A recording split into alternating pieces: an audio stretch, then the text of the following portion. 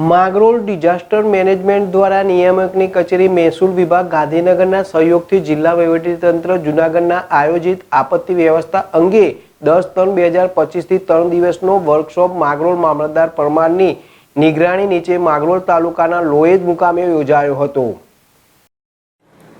Mangrol disaster management દ્વારા નિયામકની કચેરી મહેસૂલ વિભાગ ગાંધીનગરના સહયોગથી જિલ્લા વહીવટીતંત્ર જૂનાગઢના આયોજિત આપત્તિ વ્યવસ્થાપન અંગે તારીખ 10/3/2025થી 3 દિવસનો વર્કશોપ માંગરોળ મામલતદાર પરમારની નિગરાનીના નીચે માંગરોળ તાલુકાના લોહેજ મુકામે યોજાયો છે, જેમાં આજે તારીખ 11ના બીજા દિવસ દરમિયાન પણ ખૂબ મોટી સંખ્યામાં કર્મચારી ભાઈ તથા બહેનોએ ટ્રેનિંગ લીધી હતી। માંગરોળ મામલતદાર હર્ષદ પરમાર દ્વારા જણાવ્યું હતું કે આપત્તિ સમયે લોકોને જીવ બચાવવા આ બાબતની ટ્રેનિંગ ખૂબ જ જરૂરી છે। આવી આપત્તિ ક્યારેક આપણી ઉપર કે આજુબાજુ આવી શકે તો આવી ટ્રેનિંગ ખૂબ જ અગત્યની બની શકે તેવું સૂચન કરવામાં આવેલ।